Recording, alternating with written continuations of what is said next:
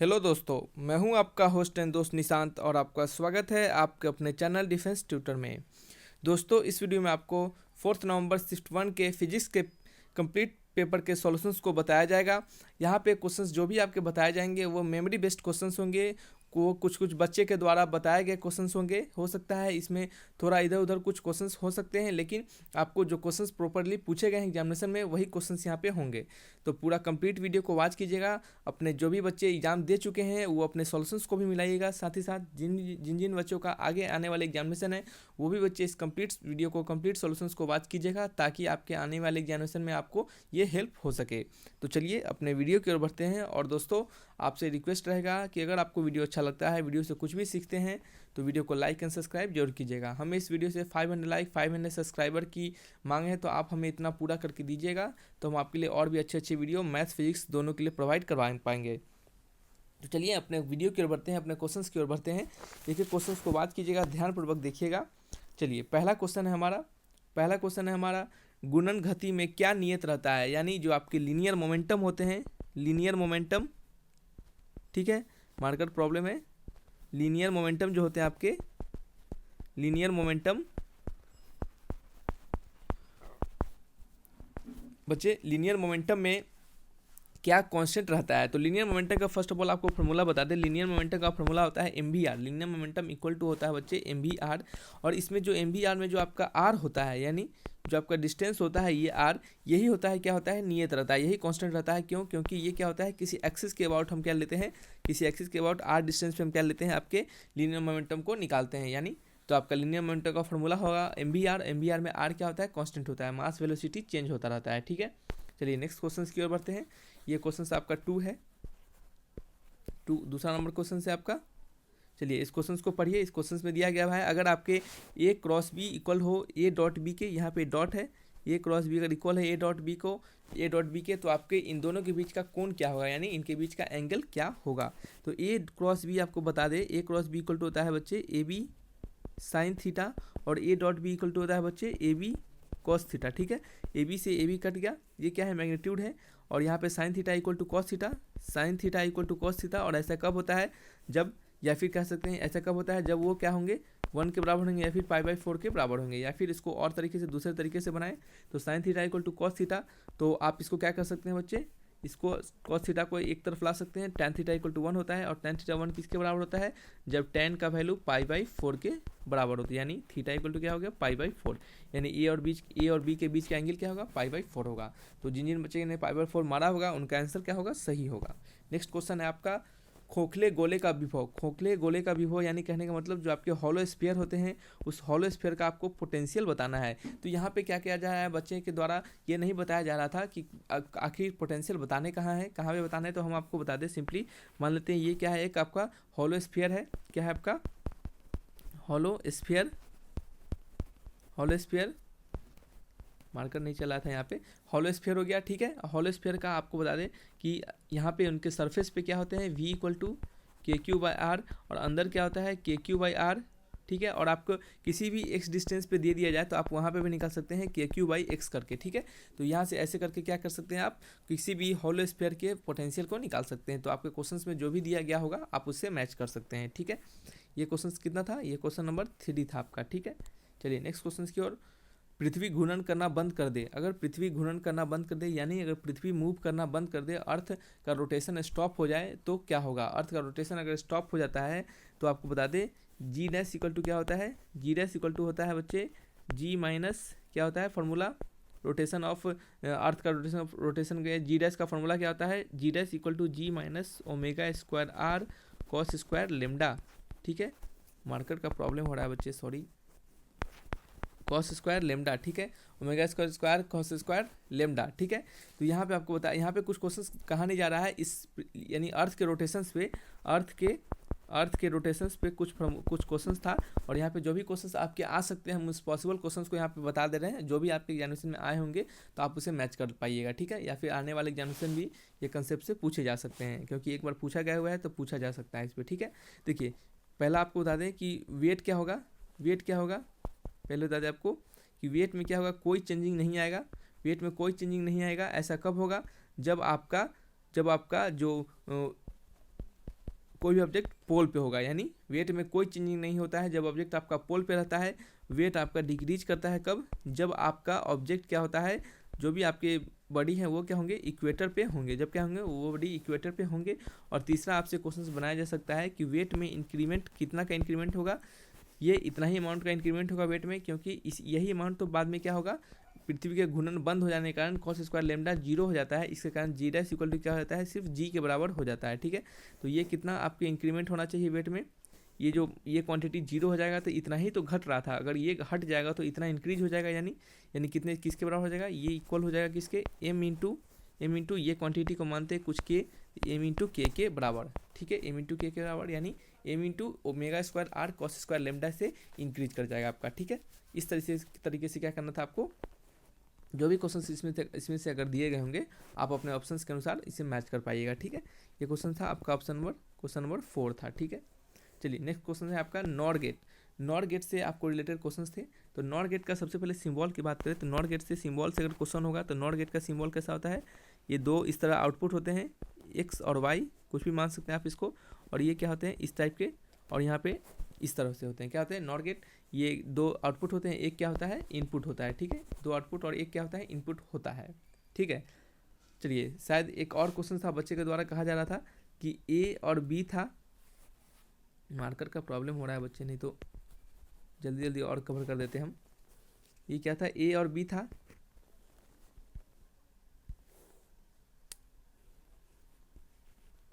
ए और बी। ठीक है, और यहाँ क्या था, इनके बीच का क्या दिया गया था, ट्रुथ टेबल दिया गया था, क्या दिया था, ट्रुथ टेबल दिया गया था। देखिए जैसे दिया गया था आपको हम बता दें हम दिया गया था, एक यहाँ पे जीरो था और यहाँ क्या था बच्चे, यहाँ था जीरो 1 था, जीरो फिर क्या था 1 0 था, 1 1 था, और यहाँ क्या था बच्चे, यहाँ पे 1 था। तो ये किसका टेबल हो सकता है, ए डॉट बी, यानी A and B, A and gate का, ए एंड बी का, या फिर ए और बी का, या फिर और भी कुछ सारे ऑप्शन उसमें दिए गए थे। तो ये जो आपका टेबल होता है ये ए डॉट बी, यानी ए एंड बी का गेट था, यानी एंड गेट का ये क्या था आपका, ये क्या था एंड गेट का था, क्या था बच्चे, ये एंड गेट का ट्रुथ टेबल था, एंड गेट का। तो जिन बच्चे ने एंड गेट का ट्रुथ टेबल मारा होगा उनका आंसर क्या होगा, सही होगा। ऐसे ही क्वेश्चंस आपके आए थे, बहुत सिंपल क्वेश्चंस आपके आ रहे थे, मार्कर नहीं चल रहा है यहाँ पे, इसके कारण थोड़ा सा बताने में प्रॉब्लम हो रहा है, डिले हो रहा है, नहीं तो और भी तेज़ी में आपको कवर हम कर देते इसको। अनुनादी आवृत्ति का फॉर्मूला, यानी ये अनुनादी आवृत्ति का नहीं मतलब आपके रेजोनेंस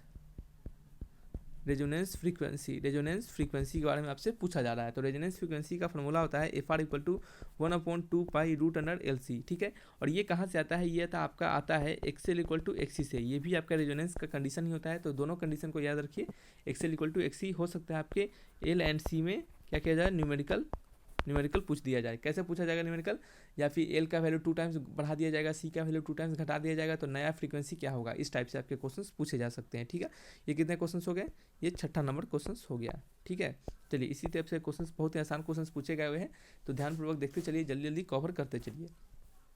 आइंस्टीन का फॉर्मूला क्या हो सकता है, एक तो आइंस्टीन का मास एनर्जी रिलेशन था, E इक्वल टू mc², एक इससे क्वेश्चन पूछा जा सकता था।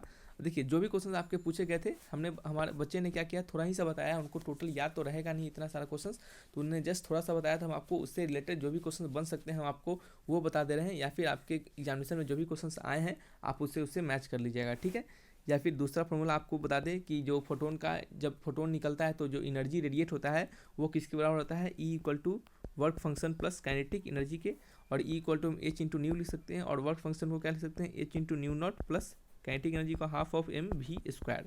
ठीक है, तो ये इससे क्वेश्चंस आपके आइंस्टीन से फॉर्मूला से क्वेश्चंस बन सकते हैं। ठीक है, चलिए नेक्स्ट क्वेश्चन की ओर बढ़ते हैं। ये क्वेश्चन हो गया आपका 8, ये कितना था, ये 7 था, 7 नंबर क्वेश्चन था।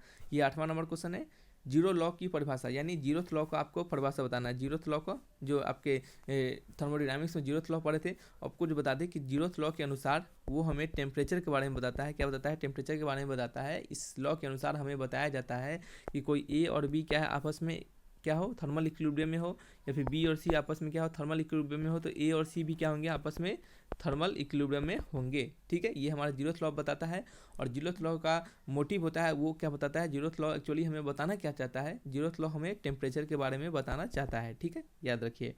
नेक्स्ट है आपका 9 नंबर क्वेश्चन। 9 नंबर क्वेश्चन में आपको बताया जा रहा है SHM में टाइम पीरियड की लंबाई के साथ संबंध, यानी आपके एसएचएम में और टाइम पीरियड में आपको क्या बताना है, आपको उनके बीच का रिलेशन बताना है। तो टाइम पीरियड इक्वल टू क्या होता है बच्चे, 2π√L/g। टाइम इक्वल टू यही होता है 2π√L/g। या फिर आपको टाइम पीरियड का रेशियो निकाला जाए तो T1/T2 इक्वल टू √L1/L2। ठीक है, ये भी रिलेशन आपको पूछे जा सकते हैं इससे क्वेश्चंस, या फिर जो भी आपके क्वेश्चंस एग्जामिनेशन में पूछे गए होंगे आप उससे मैच कीजिएगा। दूसरा क्या होगा, टाइम पीरियड का रिलेशन क्या होगा, √L से, क्या होगा, √L से होगा, यानी T directly proportional to √L। ठीक है, ये क्या हो गया, थर्ड हो गया।